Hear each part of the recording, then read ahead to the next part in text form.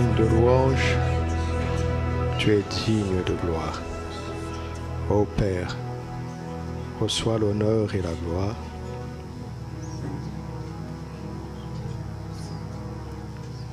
La louange, car tu en es digne, toi seul.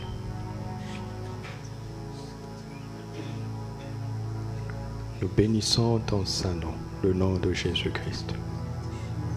Et nous te disons merci de nous avoir acceptés comme tes enfants, de nous avoir accueillis en Christ, d'avoir pourvu toi-même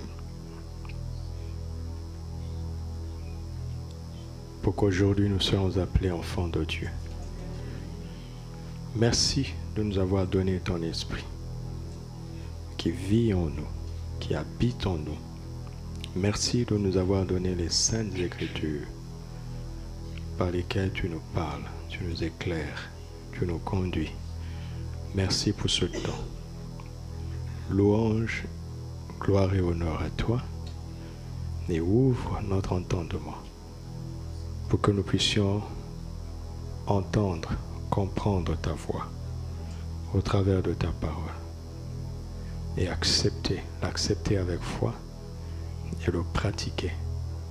Dans le nom de Jésus. Amen.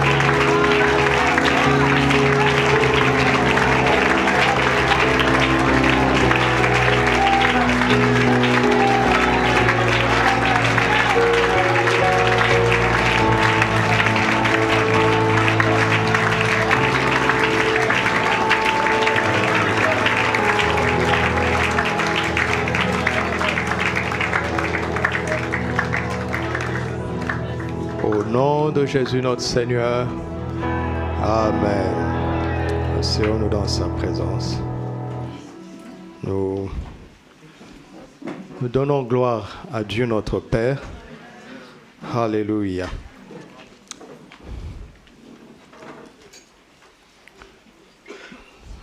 Nous sommes dans notre mois de la direction divine.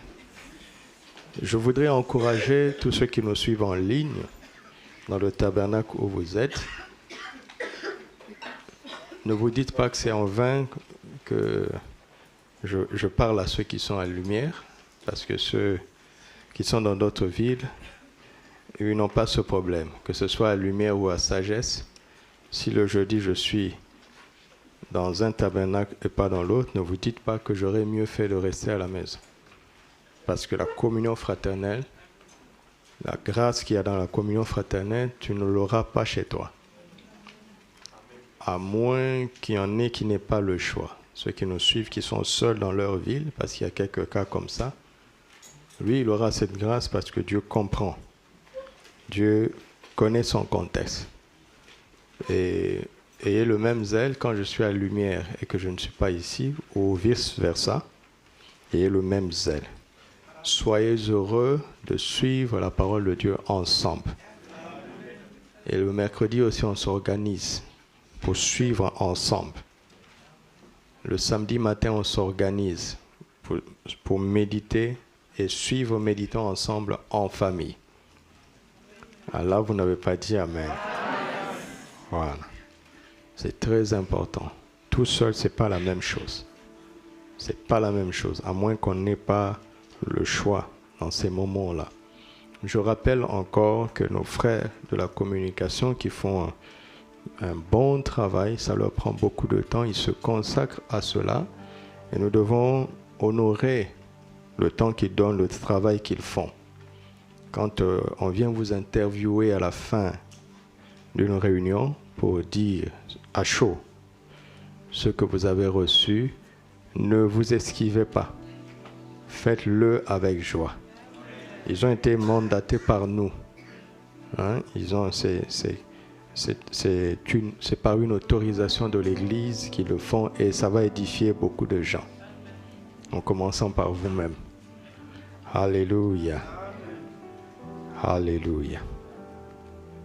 C'est donc très important. On envoie aussi les points de prière. Après les réunions, je ne sais pas si vous recevez. Normalement, ça s'envoie aux ouvriers. Servons-nous-en. Parce que c'est très important. Amen. Ce soir, nous allons parler des choses qui favorisent la direction divine. Les choses qui favorisent la direction divine. Psaume 32, verset 8. Après avoir regardé tout le psaume, Pasteur Arlette et moi avons parlé autour. Nous allons nous consacrer maintenant, nous concentrer sur le verset 8, où le Seigneur dit ceci: je t'instruirai et te montrerai quoi? La voie que tu dois suivre. Je te conseillerai, j'aurai le regard sur toi. La direction divine ici se trouve où? Il y a 4 actions de Dieu ici. Où se trouve la direction divine? Je te montrerai la voie que tu dois suivre. C'est là où se trouve la direction divine. Ainsi, Dieu s'engage à être le conseiller de celui qui suit la direction qu'il donne.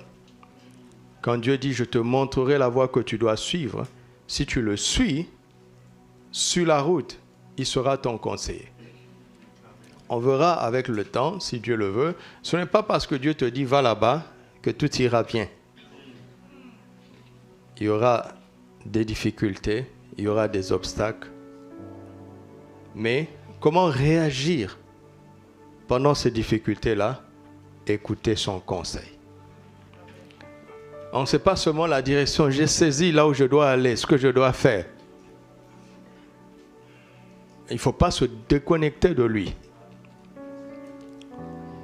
Non seulement qui va être notre conseiller, mais il sera aussi notre protecteur, notre surveillant, notre gardien.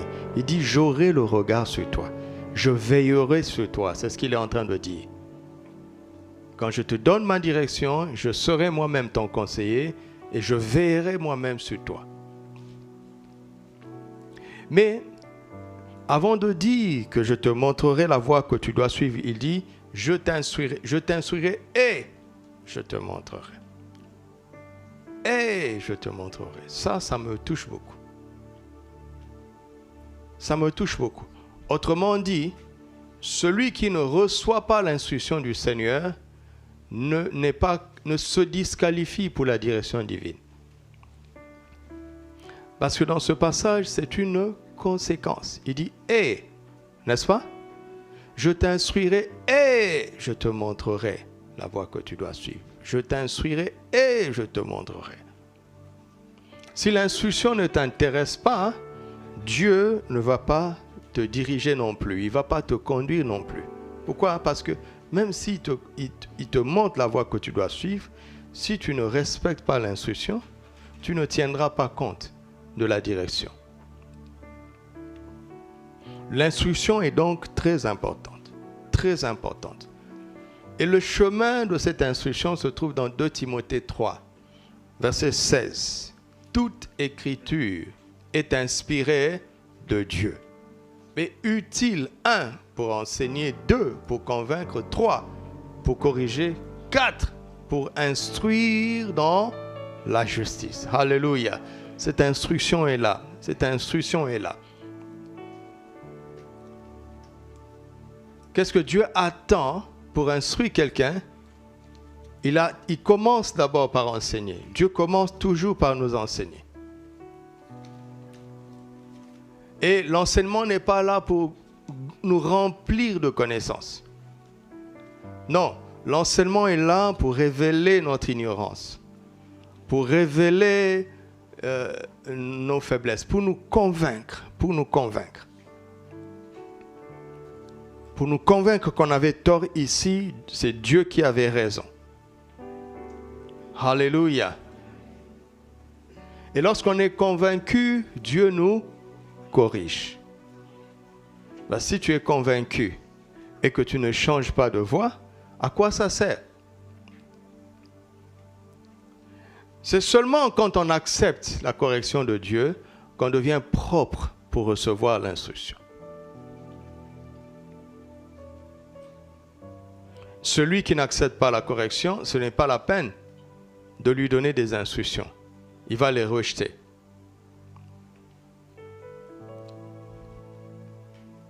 Et le verset 17 dit, « Afin que l'homme de Dieu soit accompli et propre à toute bonne œuvre. » L'homme de Dieu.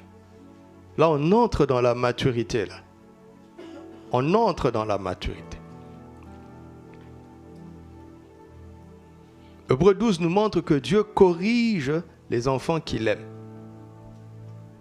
Le châtiment ou la correction ne fait pas plaisir à la chair. Mais c'est salutaire parce que c'est cela qui nous permet de participer à la sainteté de notre Père.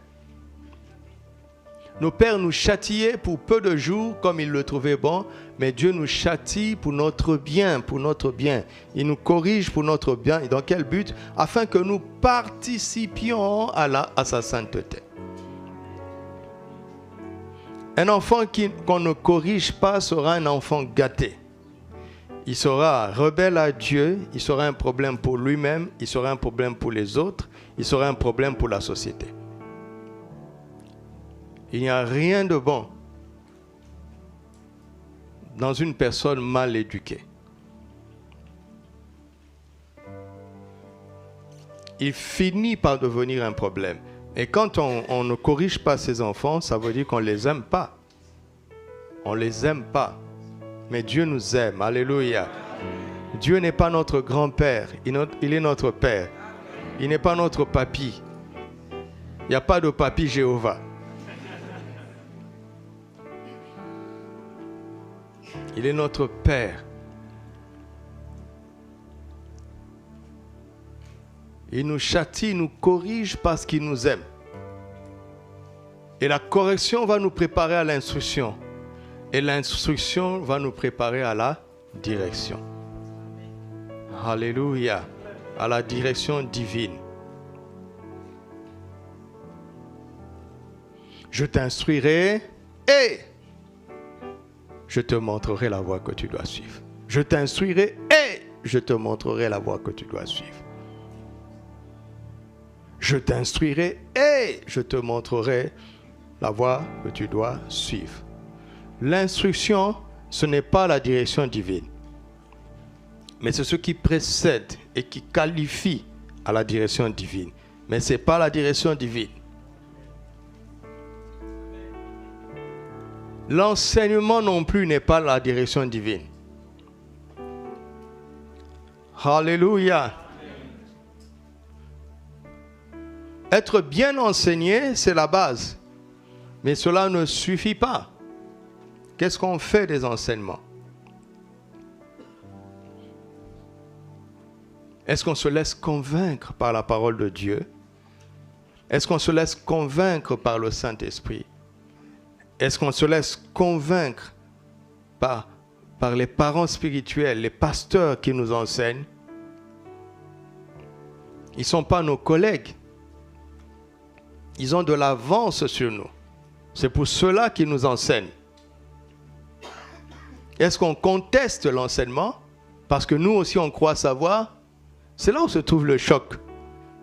C'est là où tu sais que tu es convaincu ou pas.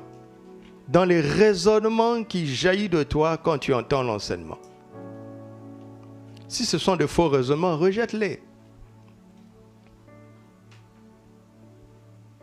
Rejette-les, laisse-toi convaincre. Et là où le Seigneur te corrige, nous corrige dans sa parole, acceptons la correction. Et si nous acceptons la correction, il voit dans nos cœurs que nous allons accepter l'instruction. Et si nous acceptons l'instruction, alors nous sommes qualifiés pour sa direction. Vous m'entendez? Je n'ai rien inventé. C'est devant nos yeux. L'erreur que nous commettons, c'est de confondre l'enseignement à l'instruction. Parce que ça fait quelques années que tu viens à l'église, que tu suis l'enseignement, tu penses que tu sais. Non, tu as commencé à savoir. Et ça se voit finalement dans la vie. On voit que très peu de chrétiens arrivent à être conduits par l'Esprit, à être dirigés par le Seigneur. Pourtant, ils sont là, ils sont toujours là. Ils sont toujours là. Ne résiste pas. Chacun est devant le Seigneur, chacun est devant le miroir. Si j'ai du mal à être conduit par le Seigneur, soit je suis immature, selon Romains 8, soit j'ai un cœur endurci, selon 2 Timothée 3.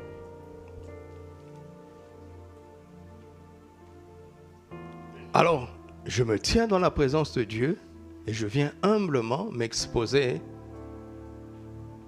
pour essayer de comprendre, avec l'aide du Saint-Esprit, qu'est-ce qui a manqué. Ai-je été mal enseigné? C'est possible. Si j'ai été bien enseigné, je pense que c'est le cas avec tout ce que nous entendons. Qu'est-ce qui manque? Ai-je été convaincu? Vous savez, nous ajoutons des théories aux théories anciennes. On veut faire du nouveau avec de l'ancien. Ça ne date pas d'aujourd'hui. Jésus l'a dit. Il ne faut pas mettre du vin nouveau dans de vieilles outres. Il faut avoir le courage de désapprendre ce que tu avais appris une fois que l'enseignement te révèle que tu étais dans l'erreur. Une fois que l'enseignement te convainc, il faut avoir le courage d'abandonner ce que tu savais. Il faut avoir le courage de reconnaître que tu ne savais pas ou que tu ne savais pas bien. Il faut avoir le courage. Il faut avoir le courage. Il y a des gens qui ont reçu l'enseignement de manière claire. Ils savent qu'ils ne doivent plus continuer comme ça, mais ils continuent. Pour faire plaisir, dans notre église, dans notre dénomination, dans notre groupe, dans notre famille, dans notre pays, dans notre région. Oublie tout ça. On est dans le royaume. Dans le royaume des cieux, je veux dire. Tout ça ne compte pas dans la vie de l'esprit. C'est les hommes qui ont inventé ça.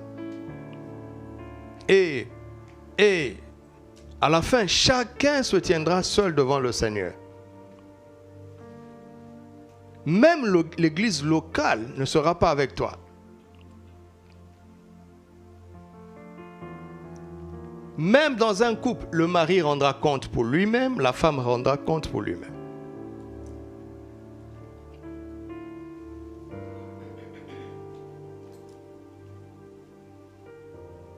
Il faut avoir le courage de faire le choix quand la parole de Dieu te convainc de quelque chose. Il faut avoir le courage.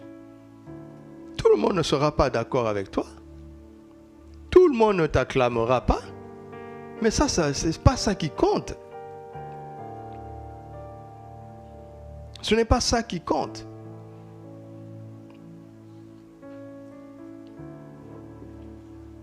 Ne soyons pas sentimentaux. Alléluia. Je n'ai pas encore commencé. Ne soyons pas sentimentaux.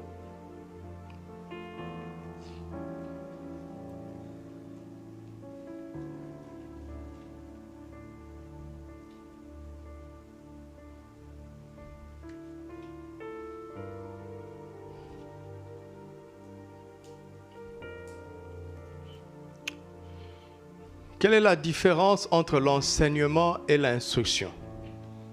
L'enseignement, même lorsqu'elle est basée sur la vérité. À partir de là, chaque fois que je parle d'enseignement, je parle d'un bon enseignement, d'accord? D'un enseignement qui est basé sur la vérité. Même si l'enseignement est basé sur la vérité, l'enseignement reste théorique. C'est l'instruction qui est pratique. Et ma partie préférée dans la Bible, comprenez un peu, c'est la faiblesse de langage. C'est les instructions pratiques à la fin de chaque épître. Dans le Nouveau Testament. Malheureusement, on ne lit pas beaucoup ça. Le corps de l'épître est souvent beaucoup plus long que sa conclusion. Les instructions pratiques à la fin. Mais c'est là-bas qu'on vérifie si tu sais vraiment. C'est là-bas que tu vérifies toi-même si tu sais. Parce que à force de vouloir comprendre, on tombe dans ce qu'on appelle aujourd'hui la doctrine ou la théologie.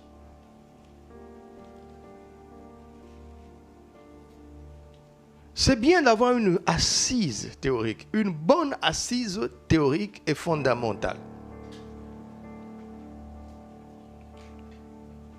Mais la vie pratique, la vie concrète se trouve dans les instructions. Alléluia. Par exemple, dans l'épître de Paul aux Romains, qui est un chef-d'œuvre, c'est du chapitre 1 au chapitre 11, c'est des vérités extraordinaires.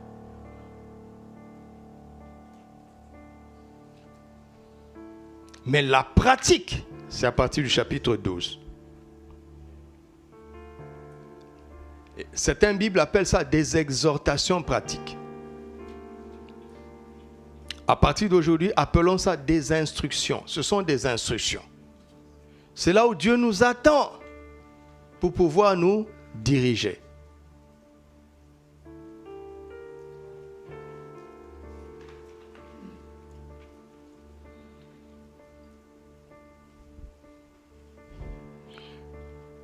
Les pilotes, si quelqu'un veut devenir pilote, comment on fait pour devenir pilote? Comment on fait? Hein? Il faut déjà avoir un bac scientifique. Donc les 12 premières années d'école vont déterminer si tu peux être retenu dans une formation de pilotage ou pas. Quand tu as eu le bac scientifique, tu dois aller dans des écoles spécialisées. Et souvent des grandes écoles. Quand tu as fini cette formation-là, on ne te donne pas l'avion. Même si tu es le major de ta promo. On va te confier à quelqu'un appelé instructeur de vol. On ne l'appelle pas professeur. Il n'est pas là pour la théorie. L'enseignement, c'était à l'école. Au moins 18 ans en arrière. Et si tu arrives devant l'instructeur, c'est parce que tu as passé des examens, n'est-ce pas? Et on t'a corrigé, n'est-ce pas? Et que tu as validé. Par exemple, si tu as eu 14 sur 20, tu peux contester. Tu peux dire au prof, non, je pense que je dois avoir 18. Et le prof va te convaincre que tu n'avais pas réussi. Surtout si tu dois reprendre de classe. N'est-ce pas? Donc, enseignement, conviction, correction. Si tu as réussi tout ça, tu as accepté tout ça, finalement, on vient te confier à un instructeur de vol. Ce n'est pas un professeur. Non, non, non. Et avec lui, ce n'est plus de la théorie. Dieu merci, aujourd'hui, il y a des simulateurs. Donc c'est un truc qu'on te met dans des conditions de vol, mais tu ne voles pas non plus. Tu peux cracher et recommencer. On te fait subir toutes les conditions que tu pourras rencontrer dans ta carrière. Et si tu prends de mauvaises décisions, tu peux cracher, mais tu restes en vie. Et à cause de cela, les gens aujourd'hui pensent qu'on peut aussi utiliser notre vie comme dans un simulateur. Dans la vie réelle, il n'y a pas de simulateur. Si tu craches, c'est fini.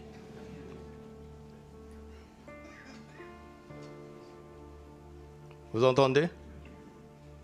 Il est prouvé aujourd'hui que le taux de suicide parmi les jeunes a augmenté parce que les jeunes, à force de jouer avec des jeux vidéo, dans les jeux, ils ont 2, 3, 4 vies. Donc s'il meurt, il perd sa première vie. Hey, on n'a qu'une seule vie. La vie n'est pas un jeu vidéo.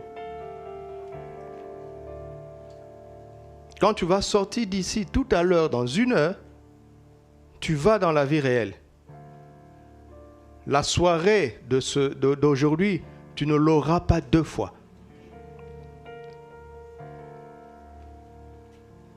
Personne ne peut recommencer ce jour. Où tu l'as réussi, où tu l'as échoué. Et il est donné aux hommes de vivre une seule fois. Après quoi vient le jugement.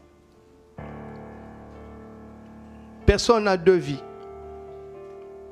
Il n'y a pas de simulateur. L'instructeur, c'est dans la vie réelle. C'est pour cela que Dieu prend son temps avant de nous donner certaines directions.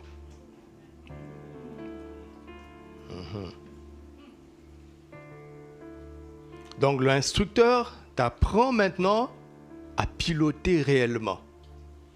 Il te parle un langage que seuls ceux qui ont été enseignés peuvent comprendre. Tu comprends, non? C'est le français qui parle, mais il y a français et français. Français n'est pas français. Si tu n'as pas été enseigné, convaincu, corrigé, tu ne comprendras pas ce langage. Par exemple, il te dit monte de 4 pieds. Tu dis, mais je n'en ai que 2. C'est ça, non? 4 pieds comment? On dit, c'est fini. Il te demande, mais qu'est-ce que tu fais ici? Ils ont un certain langage.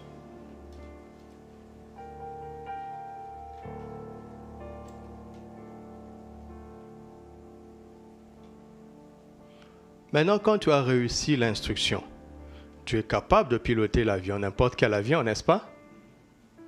Mais,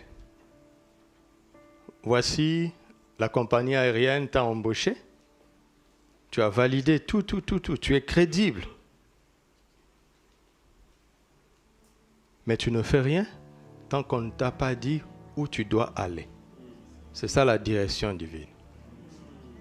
On dit ce vol-là ira à Kuala Lumpur. Ça, c'est la direction.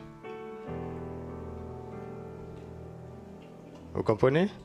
Donc, ne confondons pas enseignement et instruction. Ne confondons pas instruction et direction. Toi et moi, là, si on nous met dans le meilleur Boeing ou bien dans le meilleur Airbus du monde, et on nous dit direction Khartoum, tu vas faire quoi?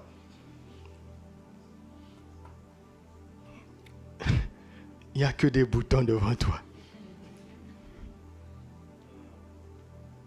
On n'a pas été formé, on n'a pas reçu l'instruction qu'il faut, la direction ne sert à rien.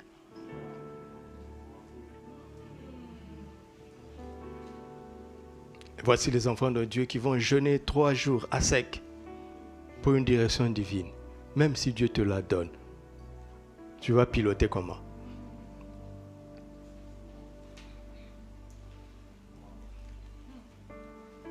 Parce qu'on a cru que c'est le jeûne qui donne la direction. Non, c'est écrit où?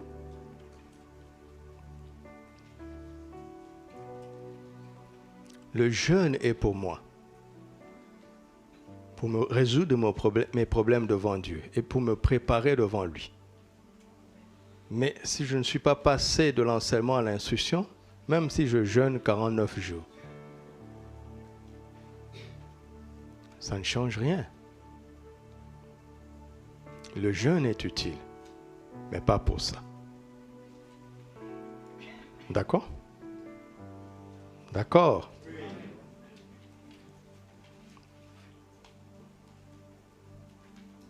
C'est pour cela qu'il ne faut pas forcer.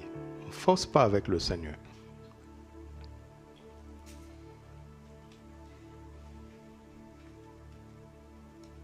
Vous voyez, là on a besoin d'être convaincu. Parce qu'on a appris beaucoup de choses dans l'église et on les a acceptées comme vraies. Jusqu'à ce qu'on soit enseigné par de bons enseignants et on voit que là il y a un choc, n'est-ce pas? N'est-ce pas? Le peu que je viens de vous dire crée un choc, n'est-ce pas? Mais ça ne correspond pas à ma pratique. Qu'est-ce que tu vas faire?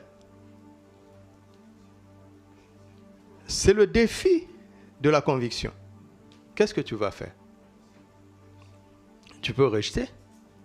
C'est fini, ça s'arrête là. Si tu rejettes, ça s'arrête là. Si tu acceptes, Dieu dit c'est bien, mais il doit te corriger. C'est-à-dire que tu dois changer de pratique. Si vraiment tu as été convaincu, tu dois changer de pratique.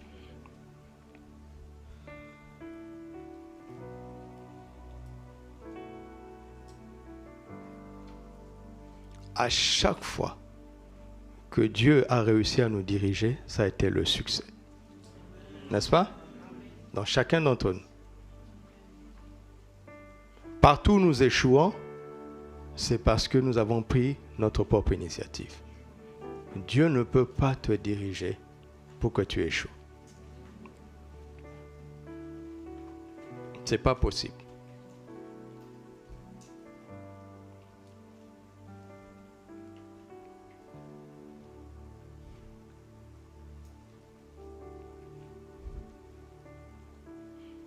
Alors, les choses qui favorisent la direction divine doivent être les choses qui favorisent l'instruction divine. Et ces choses doivent être enseignées. Vous comprenez ça? Nous devons chercher ces choses dans la parole et recevoir l'enseignement de la parole esprit et vie sur ces choses. Jusqu'à être instruit. Le reste appartient au Seigneur. Dès qu'on a embauché le pilote, il est dans le repos. Vol ou pas vol, il aura son salaire. N'est-ce pas? Et ce n'est pas lui qui décide où il doit aller. C'est l'entreprise qui décide. si je puis me permettre, quand tu acceptes l'instruction, la pression est maintenant sur Dieu.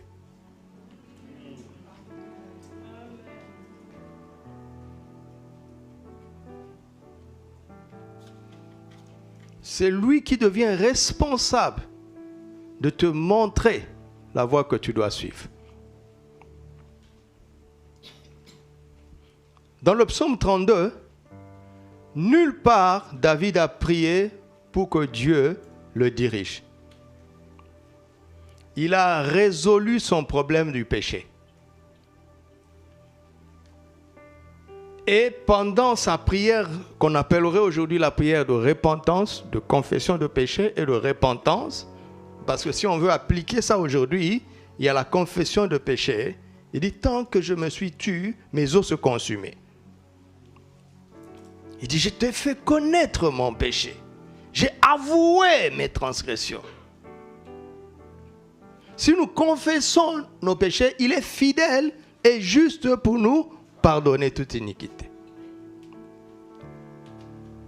Voici l'homme qui est là en train de confesser ce péché et de se repentir. Qu'est-ce qu'il attend? Il attend le pardon. Il attend la rémission de péché. Il attend quoi d'autre? On avait dit 4 choses.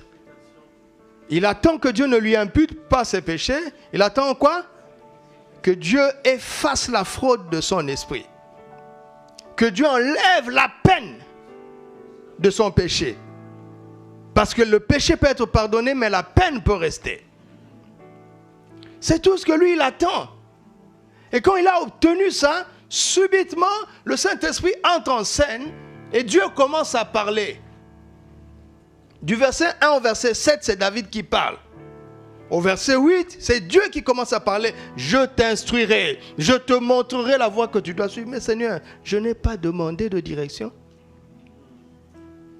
Tout ce que moi je veux, c'est le pardon de mes péchés. Dieu dit oui, je suis content de ça.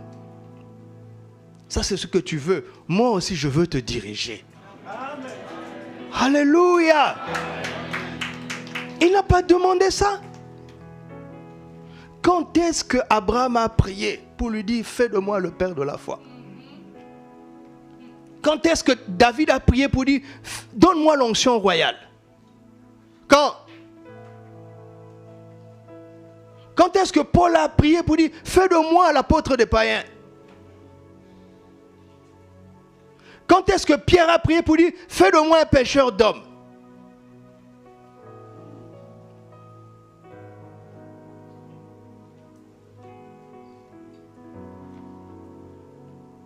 Quand? Nous nous sommes retrouvés dans des choses que nous n'avons pas demandées. Mais c'est quand notre cœur a commencé à suivre sa parole, on a été surpris de recevoir des promesses. On a été surpris de voir des grâces tomber sur nous. Mais Dieu n'a pas improvisé. C'était dans son plan. C'est dans son livre. Pourquoi perdre son temps à chercher les choses que Dieu n'a pas prévues? Pourquoi?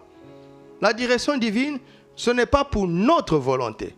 La direction divine, c'est l'expression de la volonté de Dieu. Et la volonté de Dieu est éternelle. Ça a été décidé avant la fondation du monde. Il nous a connus d'avance, nous tous. Il a écrit nos livres depuis l'éternité. Il n'y a rien que je puisse demander légalement au Seigneur qui ne soit pas dans le livre qu'il avait écrit pour moi. S'il n'a pas prévu que tu ailles en Afghanistan, prie comme tu veux.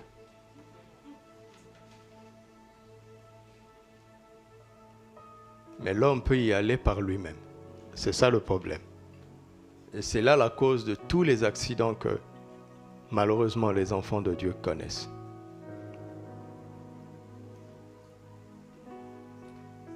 Vous m'entendez? Vraiment, nous sommes tellement loin. Oh Saint-Esprit, continue de nous aider comme tu es en train de le faire.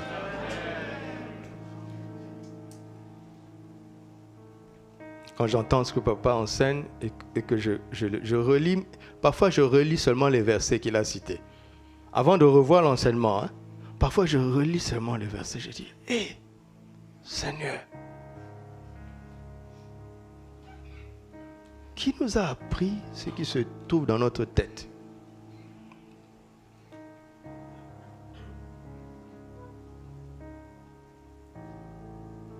On a plus de choses à désapprendre qu'à apprendre pour le moment. Et on doit reconnaître. Alléluia. On doit reconnaître. Simplement. Il nous aidera à racheter le temps. Il en est capable. Si nous lui faisons confiance, vraiment, véritablement.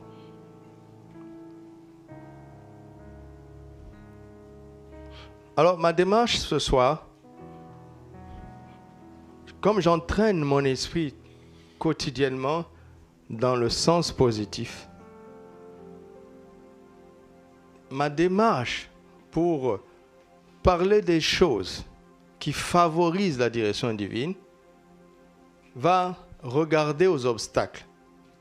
Mais j'ai refusé de donner le titre « Les obstacles à la direction divine ». Pourquoi je veux vous parler des obstacles? Moi, je veux que vous avanciez. Même si vous pourriez faire l'effort, mais je refuse. Je refuse de donner comme titre les obstacles à la direction divine. Par exemple, si on dit, si tu as 2 livres, les obstacles à la richesse, ou bien les facteurs, quoi? Ou bien les portes à la richesse, tu achèteras lequel? Tu es sûr? Mais s'il y a un obstacle devant la porte, comment tu vas faire?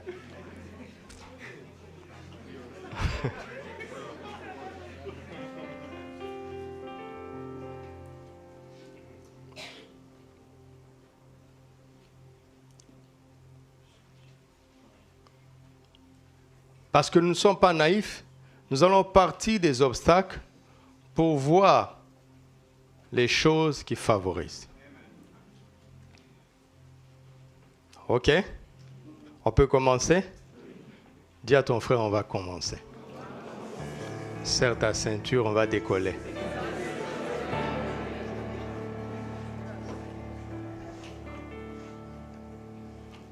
Ce qui est évident dans le psaume 32, c'est le péché. N'est-ce pas? Quand le problème du péché a été résolu, Dieu est entré en scène. Je t'instruirai. Je te montrerai la voie que tu dois suivre. Donc, le péché est un obstacle majeur à l'instruction, donc à la direction divine.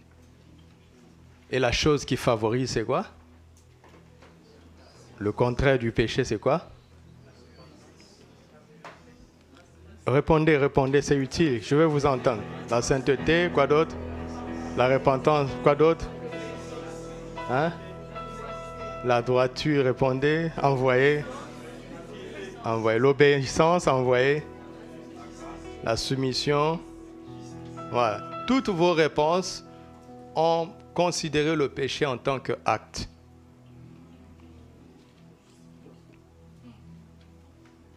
Mais nous allons parler du péché en tant que nature.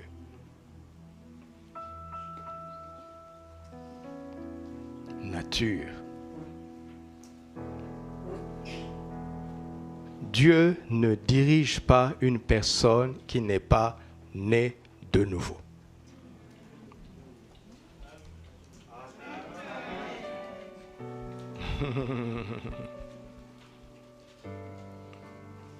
Est-ce que Dieu a dirigé Abraham, oui ou non?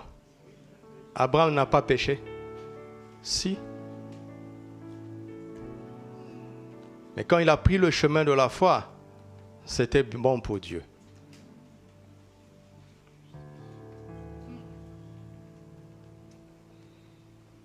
Parce que c'est en Christ que nous sommes irréprochables et irrépréhensibles devant Dieu. En Christ. C'est en Christ que nous sommes la sainteté même de Dieu. C'est en Christ que nous sommes la sagesse de Dieu. C'est en Christ que nous sommes la justice de Dieu. Et si quelqu'un est en Christ, il est une nouvelle créature. Si quelqu'un est en Christ, le Seigneur devient son berger et il devient sa brebis. Et Jésus a dit, mes brebis connaissent ma voix. Elles ne suivront pas la voix d'un étranger. Si quelqu'un est en Christ, il devient un enfant de Dieu. L'Esprit lui-même rend témoignage à notre esprit que nous sommes enfants de Dieu. Tu as déjà commencé à entendre. Si tu n'as pas entendu la voix du témoignage intérieur de ta nouvelle naissance, laisse tomber la direction divine. Laisse tomber. Tu peux faire tout ce que tu veux. Dieu n'a rien à te dire, si ce n'est de t'appeler au salut d'abord.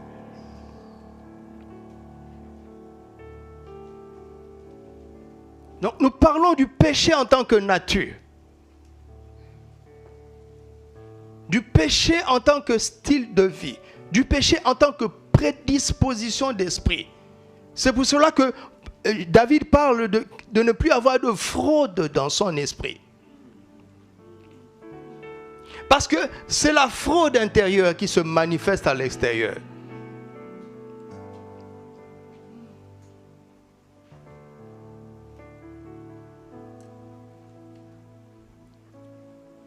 Il y a très longtemps, j'étais très jeune.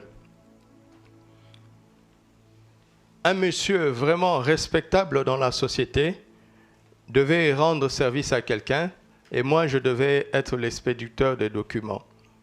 Et quand j'arrive, pour faire court, je me rends compte que le monsieur veut passer par la corruption.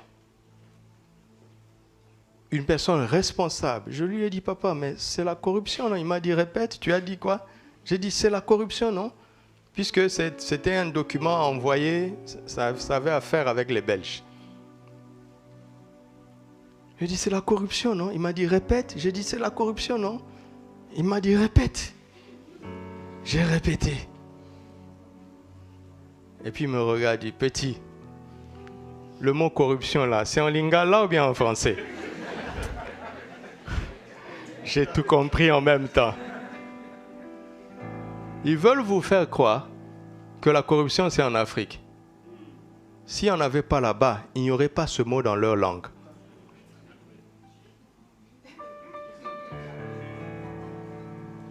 Si vous me montrez un peuple qui n'est pas le mot corruption dans sa langue, vous pourrez me faire croire qu'il n'y a pas de corruption là-bas.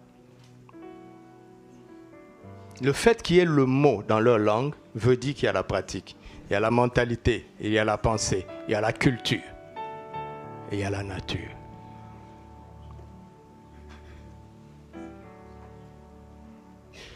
La repentance de David ici est profonde, hein? Dit heureux l'homme dans l'esprit duquel il n'y a point de fraude. Dans l'esprit de qui il n'y a pas de fraude ici?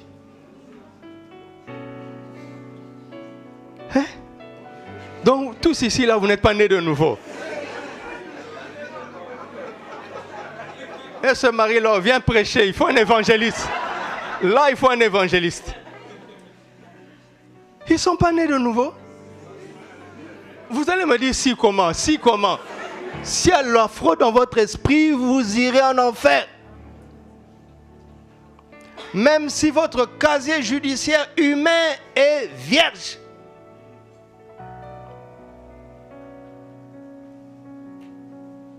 Quand on est régénéré, c'est en esprit. Si quelqu'un est en Christ, il est une nouvelle créature. Les choses anciennes sont passées. Ton esprit est clean.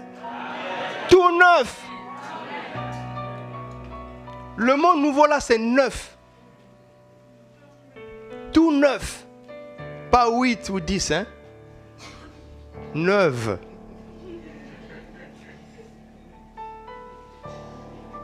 Elle n'a pas de passé. Pourquoi? Parce qu'elle n'a pas existé.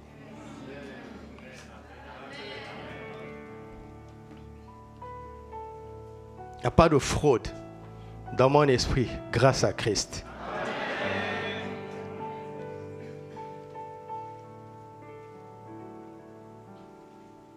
Et Dieu me regarde, il te regarde, il dit, voici la sagesse, voici ma sagesse.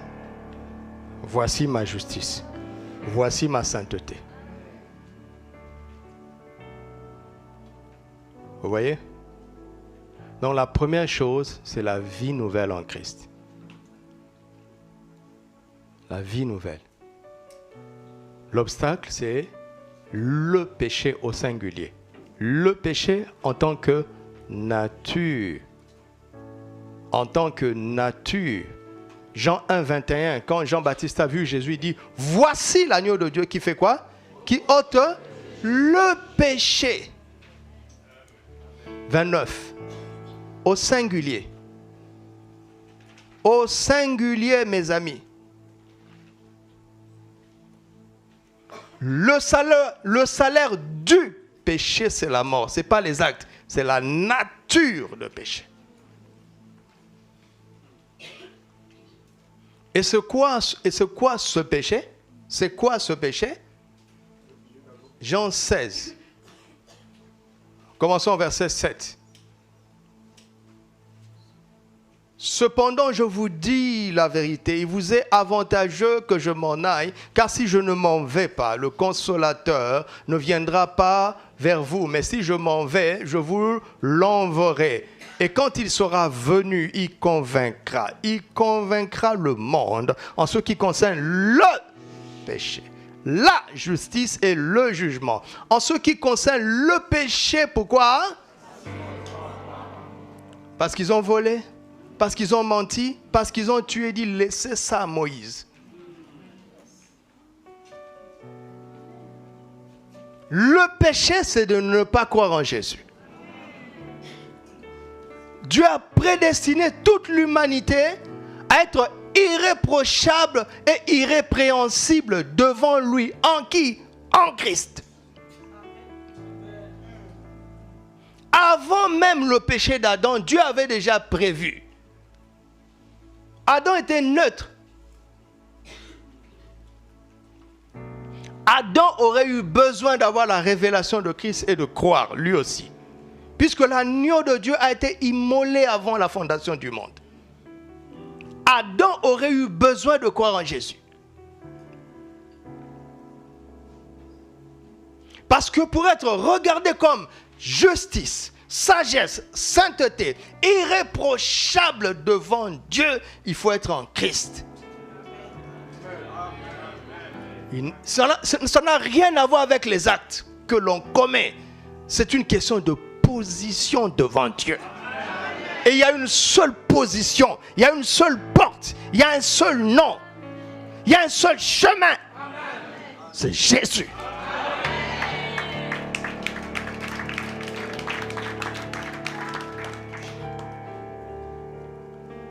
Nous sommes son ouvrage, ayant été créés en Christ pour de bonnes œuvres que Dieu a préparées pour nous d'avance,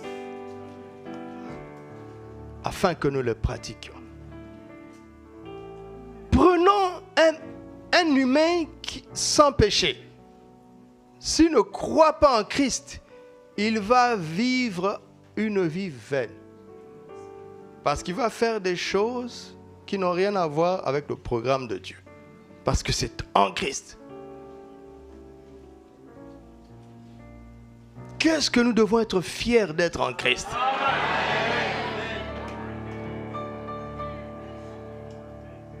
Oh, marquer sa génération. Si marquer sa génération, c'est de bâtir de grandes choses. Salomon est extraordinaire. Où sont les choses que Salomon a faites? Elles sont où? Celui qui a inventé le CD a été extraordinaire. On les utilise encore? Il y a des gens qui ne savent même pas ce que c'est aujourd'hui.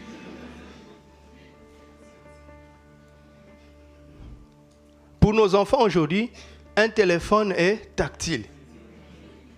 N'est-ce pas? Pour vous, un téléphone est sans fil.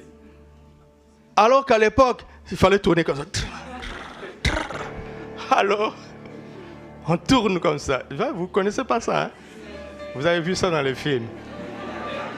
Vous n'avez pas touché à ça. Vous avez vu dans les films. Tous les téléphones avaient une seule sonnerie. Aujourd'hui, tu choisis ta chanson comme sonnerie.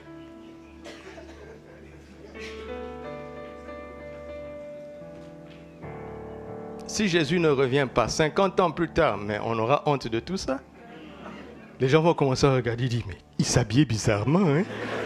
Alors que toi, tu es fier de ta chemise là. N'est-ce pas? Nous, on est fiers aujourd'hui. Il faut être fier que de Christ. C'est la seule valeur qui ne se déprécie pas.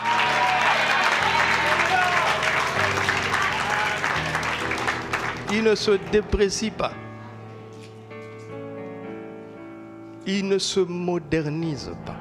Il est le même hier, aujourd'hui et éternellement. Donc cela veut dire que toute direction divine, soi-disant, à laquelle on aspire, qui n'a aucune relation avec Christ, laisse tomber. Dieu n'a rien à te dire si Christ ne t'intéresse pas. Rien. Tes projets, il s'en fout. Pourquoi? Parce que c'est inutile et pour toi et pour les autres. Et il le sait. Toi, tu ne le sais pas encore.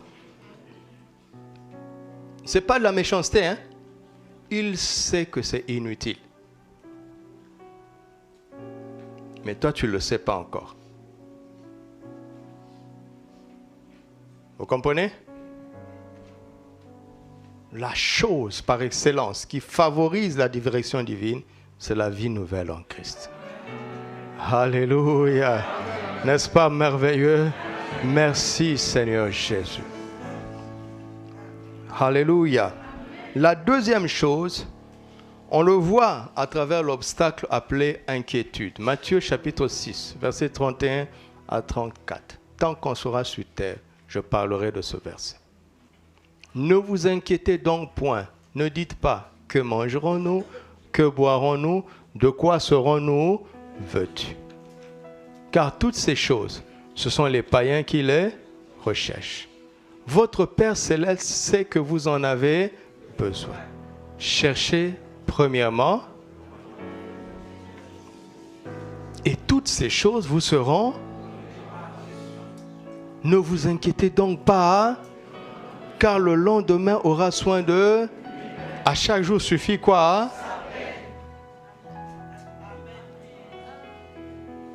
Alléluia. Les besoins dits légitimes peuvent nous préoccuper à tel point que tout notre effort de foi, maintenant que nous sommes en Christ, va être fourni pour trouver les moyens d'atteindre le pain, la nourriture, le vêtement, la maison, le travail, le mariage, la promotion, les enfants, et ainsi de suite. Il dit, mais pasteur, je suis un homme responsable. Il dit, oui, tu es naturellement responsable, spirituellement irresponsable. Parce que quelqu'un de responsable ne cherche pas les conséquences, il cherche les causes. Jésus est clair. Il dit, si vous poursuivez le royaume et sa justice, les choses dites légitimes par les autres vont vous suivre.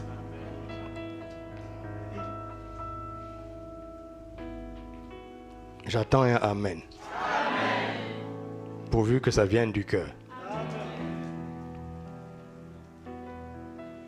Et je suis béni par ce passage parce que quand il met ces choses-là, le verbe qu'il utilise, c'est le verbe s'inquiéter.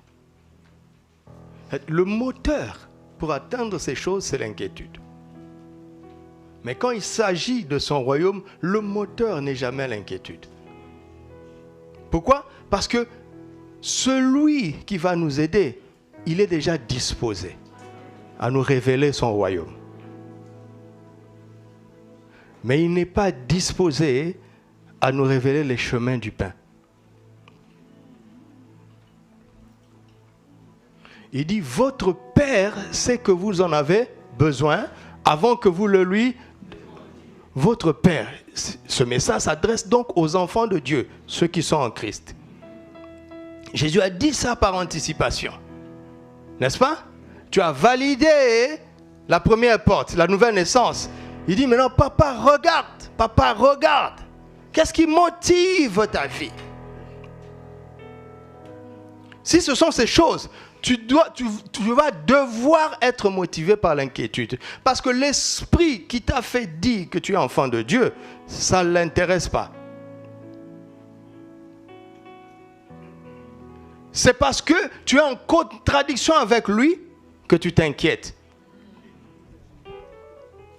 Vous m'entendez? Il nous a dit de chercher quoi? Le royaume, n'est-ce pas? Oh, Romains 14, 17 dit quoi? Le royaume de Dieu, c'est quoi? La justice, la paix et la joie par qui? Le Saint-Esprit t'a fait dire que tu es un enfant de Dieu. Il rend témoignage à ton esprit. Il habite dans mon esprit. Et c'est lui qui manifeste le royaume sur la terre. Et il est en moi, Tous les jours, il veut me pousser vers le royaume. Si je me détourne du royaume, je me détourne de lui. Alors là, sa force me quitte. Il ne me reste plus que comme moteur l'inquiétude pour me battre et aller atteindre ces choses. Il y a des gens qui bossent dur et qui amassent des millions et qui n'ont plus de problème d'argent. Ils n'ont plus de problème de maison. Mais leur moteur, c'est l'inquiétude. Et tu veux le prendre pour modèle? Mais l'inquiétude peut faire des exploits naturels. Alors, quand tu n'as pas de paix en toi, arrête-toi. Vous m'entendez?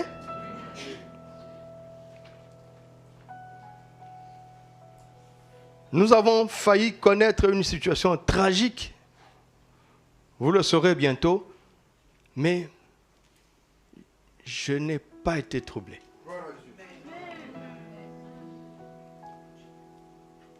Je ne comprenais même pas pourquoi je n'étais pas troublé. 3 jours plus tard, je me suis dit, je dois comprendre. Et pour faire court, j'ai compris que le Saint-Esprit était à l'aise en moi. Donc, pas peur.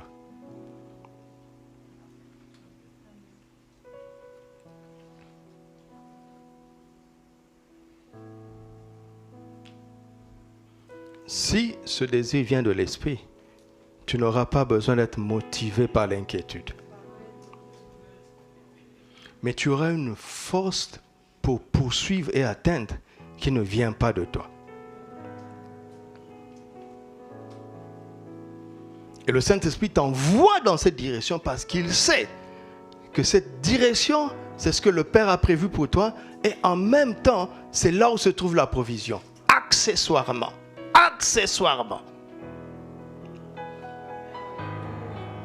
Alléluia. J'aime le psaume 23 parce que ce psaume a changé ma vie. L'Éternel est mon berger, je ne manquerai de rien. Ce psaume m'a révolté. Je manquais de tout, mais ce psaume était toujours dans ma Bible. Et à un moment donné, je n'avais que 2 choix.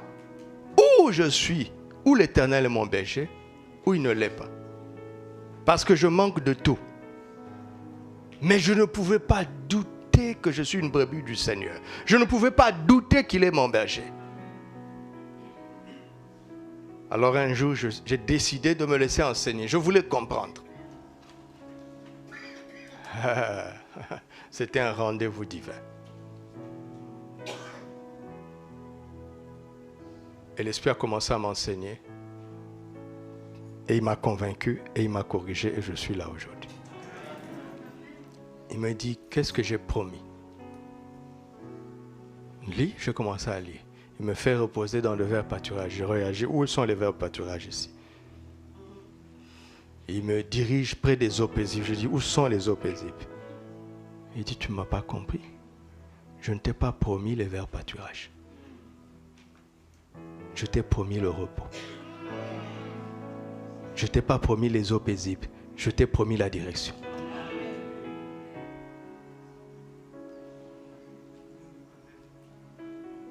Elle dit, oh, qu'est-ce qu'on est ignorant. Il m'a emmené beaucoup plus loin. Après, je me suis rendu compte que le monde des ténèbres, les esprits méchants me résistaient.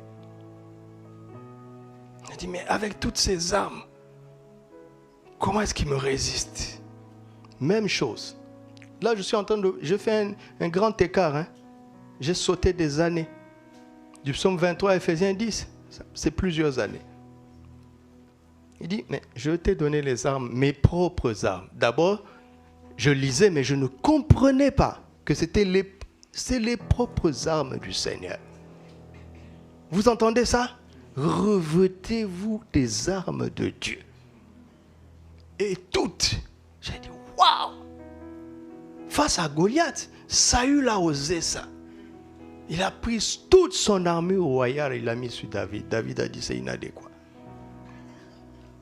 Parce que si c'était adéquat, tu n'aurais pas besoin de moi, ô roi, vie éternelle.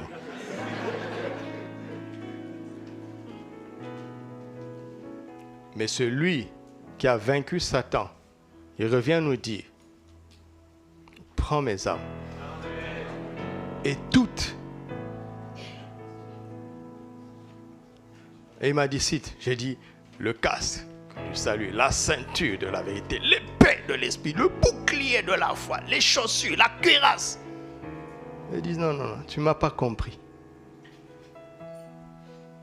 Tu ne m'as pas compris. La preuve, nos soldats d'aujourd'hui, ils ont des boucliers, ils ont des cuirasses, ils ont des gilets pare-balles. Est-ce que la parole de Dieu est dépassée? Regarde, si c'est comme ça là, mais les démons d'aujourd'hui, ils sont forts. Tu imagines que tu vas combattre les démons d'aujourd'hui avec un bouclier et une épée. Hein? Les démons vont dire, on n'a même pas besoin de descendre, que l'armée naturelle seulement les attaque. C'est des supports.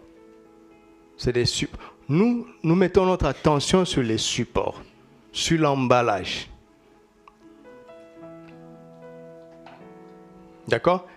L'arme, c'est la vérité. Imagée par la ceinture. La ceinture est éphémère, la vérité est éternelle. La justice est éternelle, la cuirasse est éphémère. La foi est éternelle, le bouclier est éphémère. Est-ce que vous m'entendez?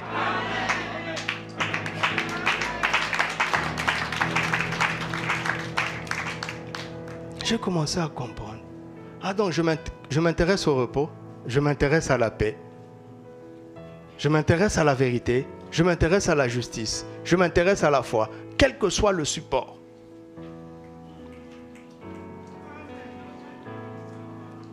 Alléluia. Et tu te retrouves dans la paix, là où il y a matière à s'inquiéter. Pourquoi? Parce que ton but, c'est le royaume et la justice de Dieu. Et Jésus est honnête, il dit, à chaque jour suffit quoi? Non, tu as une peine aujourd'hui, Jésus, c'est normal. Jésus dit, c'est normal. Je ne vous ai jamais dit qu'il y aura un jour sans peine. Ça ne vous plaît pas, hein? Mais la peine là, c'est pour le jour, c'est pas pour toi. À chaque jour suffit, c'est pas ma peine. C'est sa peine. Pas la mienne. Pourquoi? Parce qu'il a effacé la peine de mon péché. Oh Seigneur.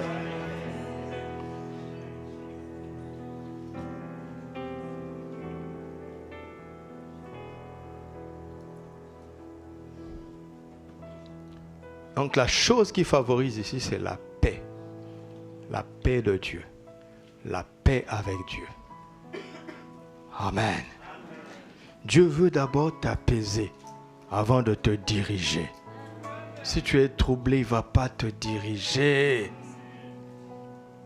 Tu vas commettre beaucoup d'erreurs. La précipitation nous fait faire des erreurs. Pas vrai? Reste un peu calme, tu vas voir. Reste un peu calme. Attends un peu. Retrouve le repos, tu vas voir. C'est ce que Paul nous instruit dans Philippiens 4, n'est-ce pas? Ne vous inquiétez de rien, à partir du verset 6. Mais en toutes ces choses, faites connaître vos besoins. Papa, et la paix de Dieu. Oh, moi je fais connaître à Dieu les besoins, il me donne la paix. Il dit, mais c'est ça la base. C'est la piste d'atterrissage des solutions divines. La paix de Dieu. La paix. Les gens ont beaucoup de choses avec le moteur de l'inquiétude. Je vous assure.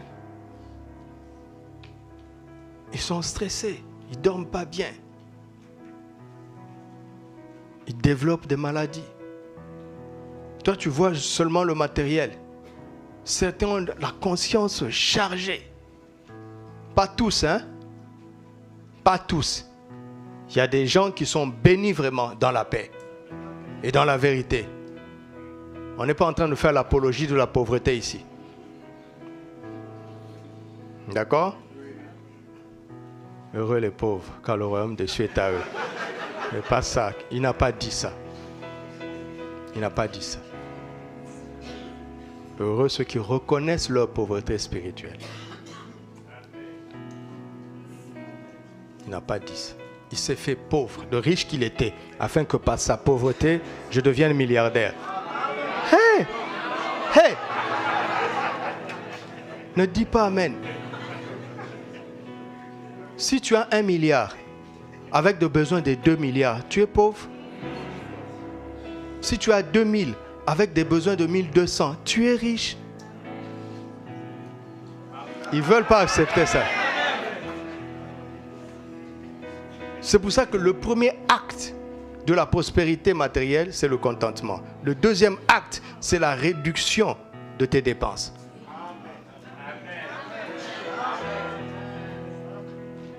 En dépensant moins, tu deviens plus riche. Avec le même revenu.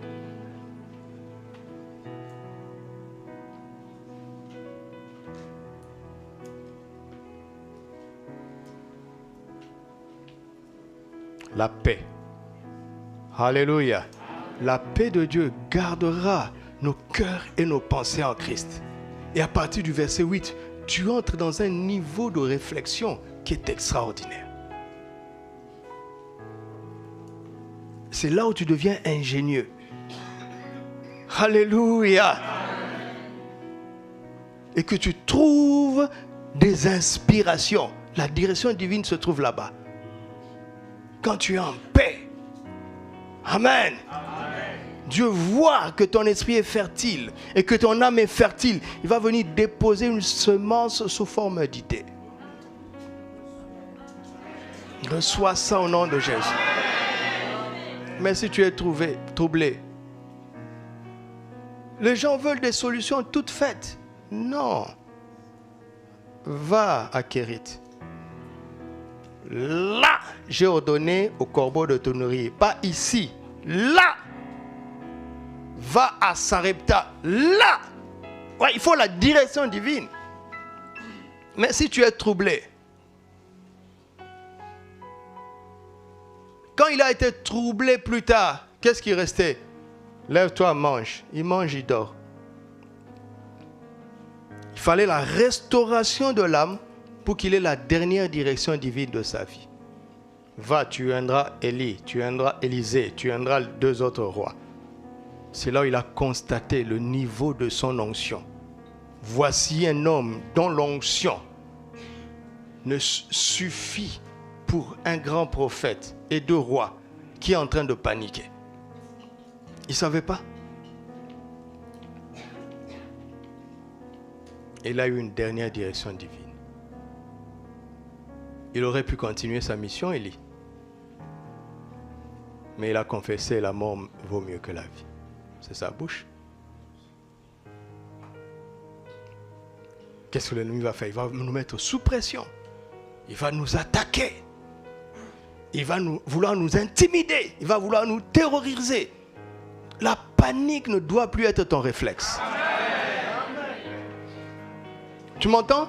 Quand tu es paniqué, ne prie pas pour ce problème. Prie d'abord pour la paix. Détourne-toi du problème. Recherche la communion avec le prince de la paix. Alléluia. Alléluia. La troisième chose, ce sont des fardeaux. Matthieu 11, 28. Venez à moi, vous tous qui êtes fatigués et chargés, je vous donnerai quoi? Du repos. Prenez mon joug et recevez mes instructions, car je suis doux et humble de cœur, et vous trouverez du repos pour vos âmes. Car mon joug est doux, mon fardeau est léger. Waouh! Vous savez, le joug du Seigneur, ok? Le fardeau du Seigneur, c'est cela qui favorise la direction divine.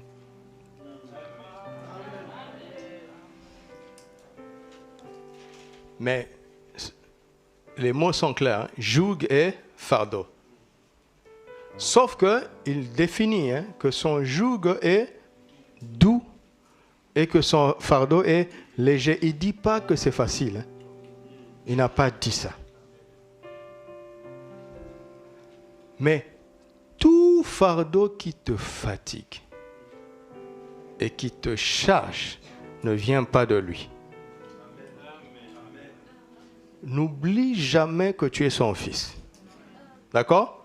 Si nous voulons aller loin avec Dieu, n'oublions pas que ce Dieu dont nous attendons la direction est notre papa. Je ne peux pas demander à Azaf de porter 50 kilos. Je ne peux pas faire ça. Il y a même des moments où les enfants veulent porter plus qu'ils ne peuvent. On dit non, pas ça. Ils se surestiment. N'est-ce pas? Dieu est notre papa, Dieu est ton père. Tout fardeau qui t'écrase ne vient pas de lui.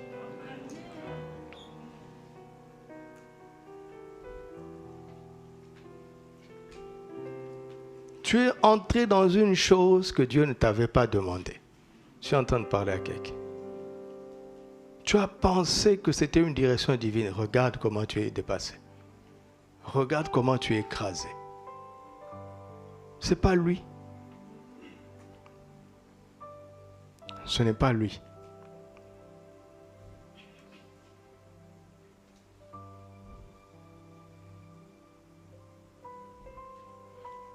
Les fardeaux qu'on se crée nous-mêmes, sous prétexte que ça venait du Seigneur. Un songe, une vision, une prophétie. Mais il faut éprouver d'abord. Il faut l'éprouver pour savoir si ça vient de lui. N'y entre pas précipitamment. Ça vient peut-être de lui, hein? Ce songe vient peut-être de lui, cette vision vient peut-être de lui, cette prophétie vient peut-être de lui, mais il dit, éprouvez les prophéties. Il dit, ne méprisez pas. D'accord? Mais éprouvez. Pourquoi on est binaire comme ça? Je ne méprise pas, donc j'accepte. Non, non, c'est pas binaire comme ça. C'est pas extrémiste comme ça. Je ne méprise pas. D'accord? Mais éprouve. Parfois, dit Seigneur, donne-moi une confirmation. Aujourd'hui, je suivis un extrait d'un pasteur vraiment, vraiment respectable. Ce n'est pas le genre de personne qui peut raconter des histoires. Vraiment un ancien. Ça fait longtemps qu'il a commencé. Et ces derniers temps, il est en train de raconter les visitations célestes qu'il avait eues. Il n'en a jamais parlé. Et il dit que quand il est revenu de cette expérience, même à sa femme, il a attendu 1 semaine avant de dire à sa femme. Parce que quand il s'est réveillé, il se demandait, est-ce que c'est vrai ou pas? Mais il sait que c'est vrai. Il a vu Jésus, il a parlé avec Abraham, il a parlé avec David, il a parlé avec certaines personnes. Mais tu vas prouver ça comment? Alors il dit, est-ce que c'est une hallucination? Est-ce que c'est un simple rêve? Mais il savait que c'était réel. Alors 1 semaine après, il a raconté à sa femme. Sa femme a discerné tout de suite que mais c'était authentique. Il dit, pourquoi tu doutes? Alors, mais dans son cœur, il disait au Seigneur de lui donner une confirmation. Et il dit au ciel, à un moment donné, il dit, quand Jésus apparaît, tout le monde se prosterne. Il dit, ça ne se commande pas. Il est tellement glorieux. Mais il dit à un moment donné, dans cette gloire où personne ne peut s'approcher de Jésus, il y a des petits enfants qui vraiment, ça dit qu'eux, ils n'avaient aucune barrière. Aucune. Et là, il se souvenait de quand Jésus dit, venez à moi. Non, laissez venir, petits enfants. Il dit, même au ciel, il avait tendance à dire, mais attention, c'est le Seigneur. Mais pour les enfants, il n'y avait aucune barrière. Et le Seigneur lui a dit, ce sont des enfants avortés et des fausses couches. Ils ont un privilège extraordinaire au ciel parce que les parents ou les circonstances ne leur ont pas permis d'accomplir leur destinée. Ce n'est pas leur faute. Ils ont un accès à Christ qui est très très très haut débit. Et parmi les enfants, il a vu l'enfant d'une de leurs cousines qui avait fait une fausse couche. Il a reconnu cet enfant-là. Parce qu'il dit là-bas, tout se sait facilement. Quand il a raconté à sa femme, il n'a pas parlé de cette séquence des enfants-là. Sa femme a dit, mais pourquoi tu doutes? Ils se sont accordés avec sa femme, dit, Seigneur, donne-nous une confirmation. Et quelques jours plus tard, ils vont avoir la visite de leur cousine. C'est une visite normale, une visite familiale. Mais à un moment donné, la cousine dit, mais je ne comprends pas. J'ai fait un rêve où j'étais entouré de 4 enfants. Mais moi, je n'ai que 3 enfants. Il dit, mais c'était vraiment magnifique. J'étais dans un endroit magnifique, mais j'étais entouré de 4 enfants. Mais moi, j'ai 3 enfants. Alors, elle était en train de réfléchir. Est-ce que Dieu va me donner un 4e puisqu'elle avait déjà un certain âge? En fait, elle ne voulait pas avoir un enfant encore à son âge. Et là, c'est revenu. Et le pasteur va lui dire, non, mais tu as oublié que tu as fait une fausse couche? Tu n'as pas 3 enfants. Tu as 4 enfants. Cet enfant-là t'attend au ciel. Donc, c'est la confirmation qu'il attendait. Peut-être que ce songe vient du Seigneur. Peut-être que cette vision vient du Seigneur. Peut-être que cette prophétie, cette parole de connaissance vient du Seigneur. Ne méprise pas. Mais ne fonde pas ta vie sur ça. Non. Il faut des confirmations. Jusqu'à ce que la confirmation tombe sur l'Écriture. C'est la base la plus solide. Sinon, tu vas prendre des fardeaux qui ne sont pas du Seigneur. Et ça fatigue franchement. N'est-ce pas? Ça fatigue. Ça fatigue. Hein? Parce que Dieu ne va jamais s'occuper de ce qu'il ne t'a pas demandé de faire. Dieu, c'est ce côté difficile-là dont beaucoup de prédicateurs ne parlent pas. Il y a une chose que j'apprécie chez Papa Karambi, c'est qu'il ouvre cette parenthèse-là. Il en parle. Parce qu'on présente Dieu comme si c'était notre grand-père. Si Dieu ne t'a pas dit d'aller là-bas, si tu y vas, il n'est pas responsable de ce qui t'arrive. Il ne t'a pas rejeté, hein? Mais il n'est pas responsable. Jusqu'à ce que tu reviennes. Mais si tu as dit va là-bas et que tu y vas, il est responsable de tout ce qui t'arrive là-bas.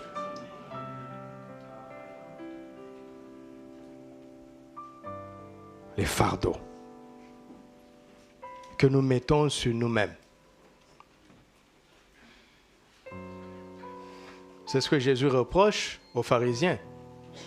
Matthieu 23, verset 4.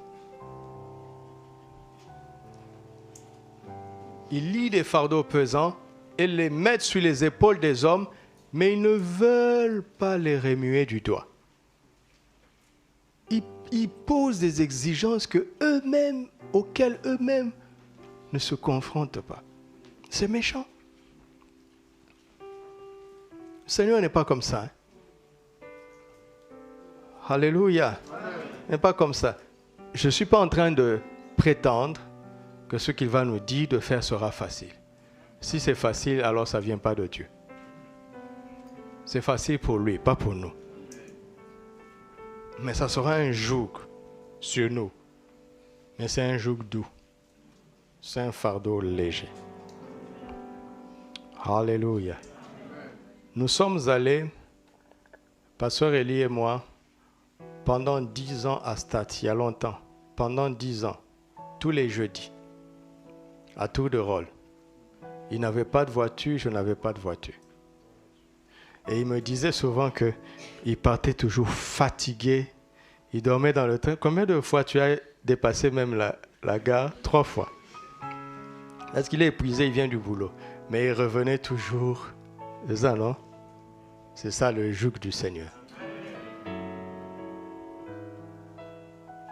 C'est comme si c'est lourd, mais c'est doux.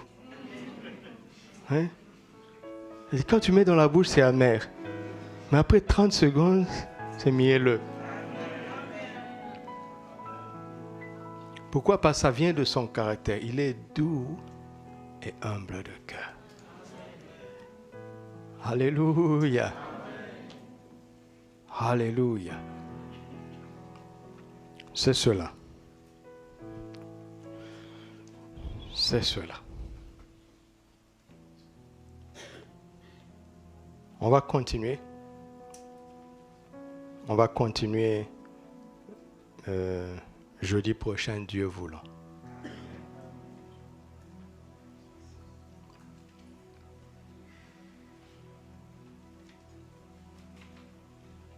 Recueillons-nous dans sa présence.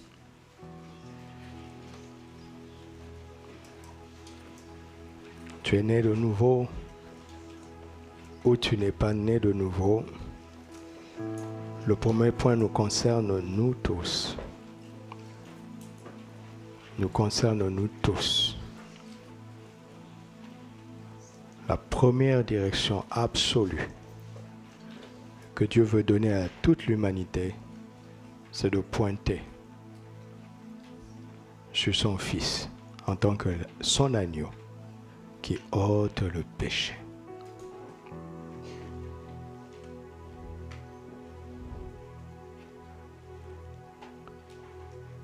Si tu n'es pas en Christ, l'occasion t'est donnée.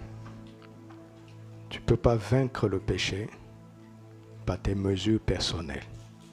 Le péché est une nature. Ce n'est pas d'abord une habitude ou des actions ou des attitudes. C'est une nature. Personne ne peut être approuvé de Dieu par ses actes, par lui-même. L'approbation divine est gratuite par la grâce en Christ Jésus. L'agneau de Dieu qui s'est fait péché, de juste qu'il était, pas pécheur, mais péché, afin qu'en lui nous devenions la justice de Dieu. Ne pas croire en Jésus, c'est cela le péché, la nature de péché. Et si tu n'avais jamais expérimenté cela, ce soir tu es en train d'entendre Dieu réellement pour la première fois. Il t'appelle au salut. Jusque-là, tu es en train d'entendre sa voix de l'extérieur par ma voix. Mais je te promets, si tu réponds à son appel instantanément, à partir de maintenant, tu deviendras une nouvelle créature et tu n'auras plus besoin d'un homme pour entendre sa voix. Parce que le Saint-Esprit va commencer à rendre témoignage à ton esprit. Tu sauras dans ton cœur, sans aucun doute, que tu es un enfant de Dieu. Et quel que soit le nombre d'années que tu vas passer dans le royaume des cieux, tout passera par le témoignage intérieur. Même la direction divine viendra de ton cœur. Il y aura des confirmations extérieures, mais c'est toujours par la même voie. Oh, merci Père. Il t'appelle au salut. Il a tout donné pour toi, son Fils. Il a rendu péché à ta place, afin que tu deviennes maintenant la justice de Dieu. Tu as entendu sa voix, lève-toi pour répondre. Tiens-toi debout là où tu es. Tu vas changer de statut ce soir. Tu étais un simple invité, un simple participant d'une réunion du soir. Tu deviendras maintenant un enfant de Dieu. Quelle grâce! Lève-toi là où tu es.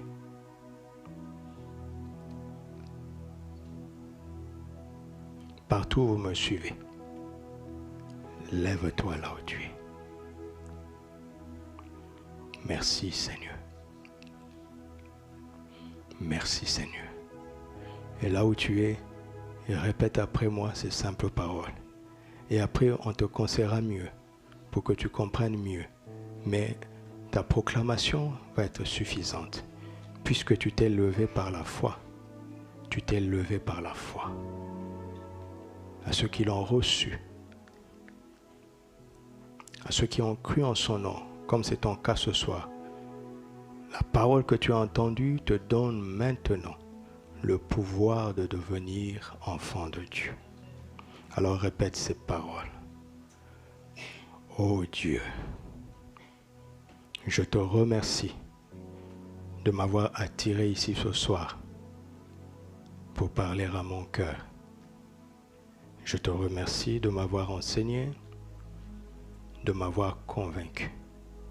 J'accepte ton appel. Je t'ouvre mon cœur. Je reçois le pardon des péchés. Je reçois la grâce de ton salut. Et je te remercie parce que maintenant, je peux t'appeler Père. Merci pour la grâce que tu me fais de devenir ton enfant. Mon esprit est ouvert pour entendre la voix du Saint-Esprit en moi, qui témoigne maintenant en moi que je suis ton enfant. Abba Père. Abba Père. Répète ça. Abba Père. Abba Père. Abba Père. Je suis ton enfant maintenant et je te remercie de tout mon cœur. Au nom de Jésus. Amen. Pour nous tous maintenant, restez calmes. Pour nous tous maintenant. Pour nous tous maintenant. Le péché est présent aussi parmi les enfants de Dieu. Mais c'est parce qu'on n'a pas compris que ce n'est pas par nos efforts. Et parfois nos motivations vers la sainteté ne sont pas bonnes. On cherche à être aimé de Dieu par nos bonnes actions. C'est une aberration. Il nous aime parce qu'il est notre Père. Ce problème de mentalité est la cause de toutes ces faiblesses-là. Maintenant que tu es convaincu par l'enseignement de la parole, accepte sa correction. Répands-toi de n'avoir pas compris Répands-toi d'avoir cherché à plaire à Dieu, à mériter son amour. Répands-toi d'avoir cherché à mériter. On ne mérite pas, il est notre Père. Et on accepte sa grâce. Et on apprécie le fait d'être en Christ. Et on donne gloire à Dieu par le Père, par le Père. Pour nous qui sommes en Christ, c'est la repentance maintenant. Nous changeons de mentalité. Nous changeons de mentalité ce soir. Et nous te remercions de nous avoir éclairé encore et encore. Ce défaut de mentalité était un obstacle à ta direction. Merci pour l'instruction. Merci au Père pour ta grâce. Tu es plein de bonté, tu es plein de grâce. Tu es plein de bonté, tu es plein de grâce. Tu es plein de bonté, tu es plein de grâce. Merci pour Christ. Rendons grâce pour Christ. Nous sommes en Christ. Nous sommes en Christ. Il n'y a rien de mieux, il n'y a rien de mieux, il n'y a rien de mieux. Il n'y a rien de mieux. Il n'y a rien de mieux. Tout ce que nous voulons comme direction doit tout avoir avec lui, pas avec nous-mêmes, pas avec nos ambitions, mais avec son royaume, avec sa justice, avec sa volonté. Merci parce que nous sommes en Christ. Merci pour ce rappel pour certains. Merci pour cette remise en question pour d'autres. Quoi qu'il en soit, nos yeux sont tournés, fixés, focalisés maintenant sur Christ. Nous ne voulons plus le détourner de lui et nous te remercions. Nous te remercions pour ce que tu as accompli dans nos vies ce soir au nom de Christ Jésus. Alléluia. Alléluia. Nous allons pratiquer maintenant Philippiens 4, verset 6. Affiche ce passage-là. Et chacun, tous ici, nous avons des besoins. Tous ici, nous avons des besoins. Nous avons des besoins. Là où tu es, tu vas commencer à faire connaître tes besoins. Dieu n'est pas insensible à cela, d'accord? Il n'est pas insensible. Il nous donne le droit de lui faire connaître nos besoins. Fais connaître tes besoins. Fais connaître, tu as le droit. C'est lui qui nous dit, faisons connaître nos besoins à Dieu. Alléluia. Des prières montent maintenant, des supplications montent.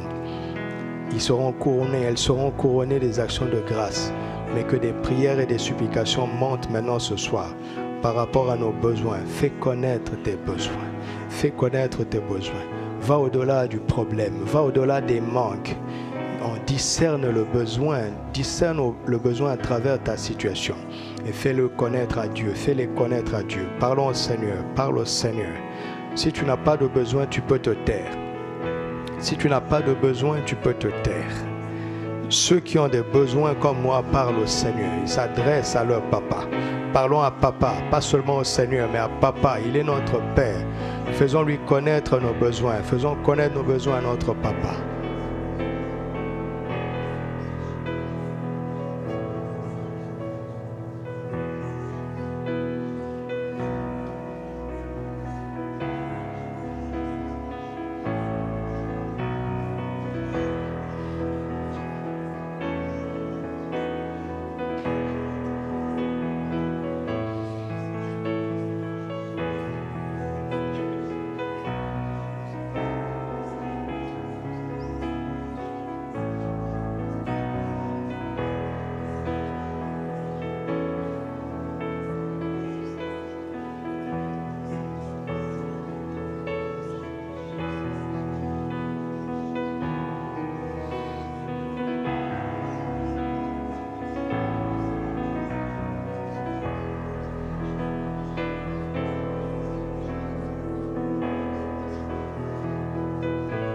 C'est une bonne occasion de faire connaître tes besoins. De faire connaître tes besoins. Commençons à rendre grâce maintenant. Parce qu'il nous écoute. Et comme il nous écoute, nous pouvons être sûrs.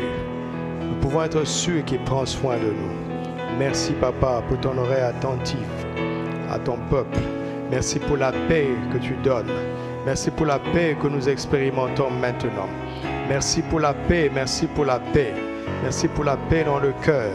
Le trouble s'en va, la paix s'installe. La paix s'installe.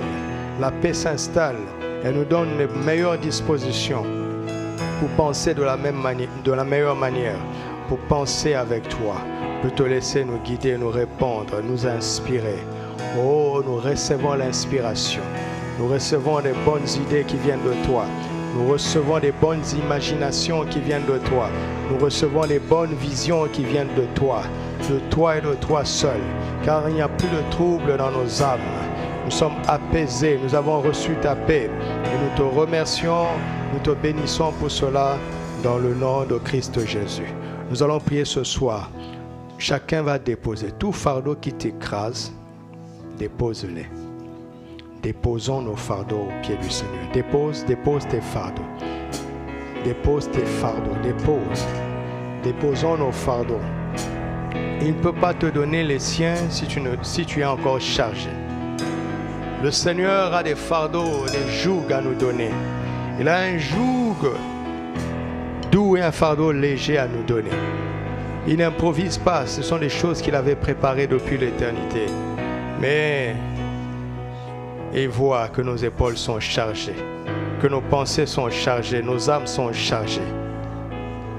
Dépose, abandonne tout ce qui t'écrase là, relâche ces choses. Relâche. Pas pour rester vide, mais pour recevoir les siens et recevoir ses instructions. Nous sommes là, Seigneur, pour toi. Nous sommes là pour toi. Fais ton œuvre en nous. Donne-nous ce joug, ce doux joug. Donne-nous ce fardeau léger que tu as préparé pour chacun avant la fondation du monde. Nous ne voulons pas échouer. Réussir, c'est pouvoir le prendre. C'est pouvoir servir à ce pourquoi tu nous as créés. Servir à ce pourquoi tu nous as sauvés. Nous sommes là à ta disposition. Alléluia. Jésus, nous sommes là. On continue de prier. Ne vous lâchez pas. Ne vous relâchez pas. Nous sommes là pour toi, Jésus.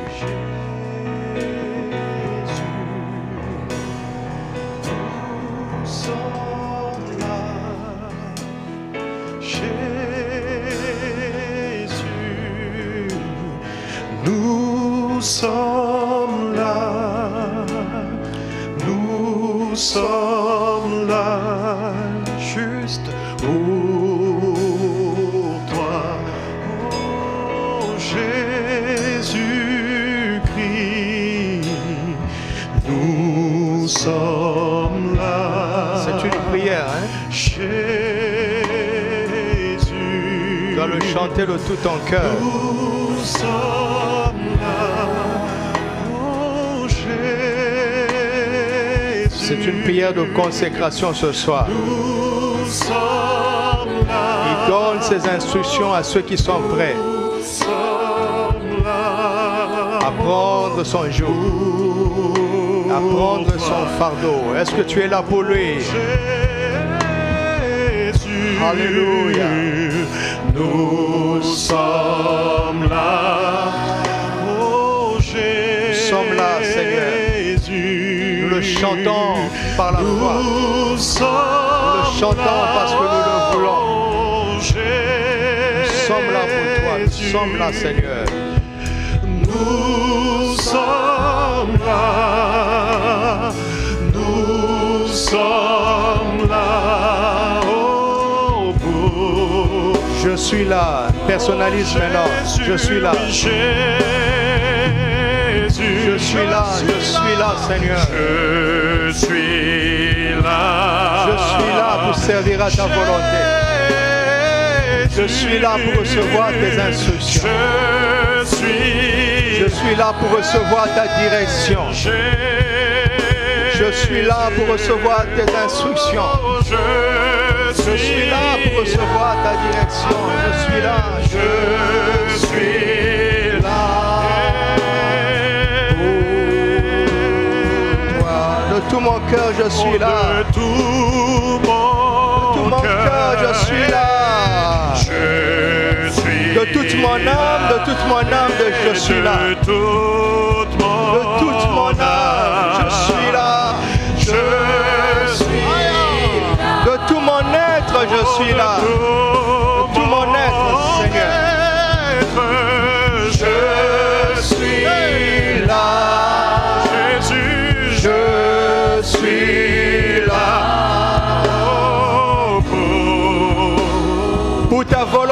je suis là. Pour ta volonté, Seigneur. Je suis là. Pour tes instructions, je suis là. Pour ton instruction. Je suis là, je suis là. Je suis Pour ta direction, je suis là. pour ta direction. Je suis là, je suis là. Jésus, je suis là. Alléluia, je suis là.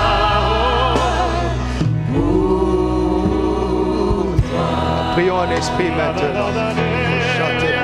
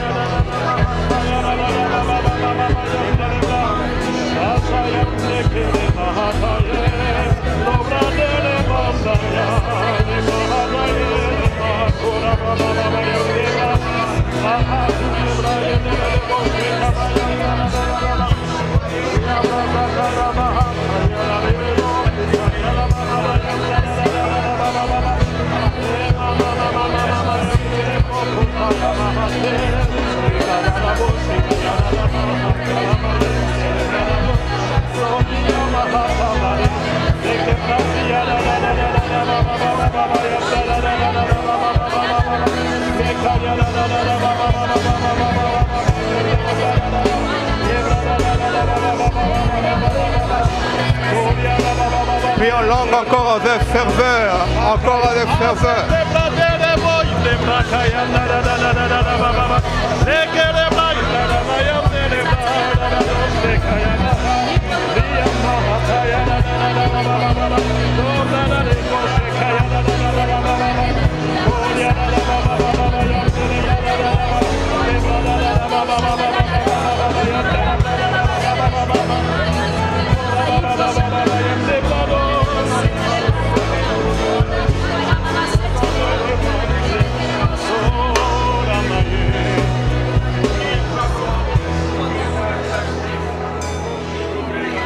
Alléluia. Alléluia. Avant de terminer cette réunion, nous terminerons avec un chant de louange en donnant nos offrandes, parce que je ne veux pas que cette réunion se termine dans la tristesse. Il n'y a aucune raison. Notre Dieu est sur le trône. Mais je veux qu'on se lève, que tout le monde se lève. Nous allons soutenir notre frère Marcelo Tunasi qui a perdu sa femme. Nous allons le soutenir. Je ne vous demande pas de faire de commentaires. Ne suivez pas les rumeurs, d'accord? Et ne vous posez pas de questions. C'est notre frère, un serviteur de Dieu, un homme qui aime Dieu. C'est un fils de Dieu. Dieu est son Père, il va le consoler. Dieu est son Seigneur, il va le fortifier. Je vous assure, il va se relever. Ainsi que sa famille. Et ce beau ministère que le Seigneur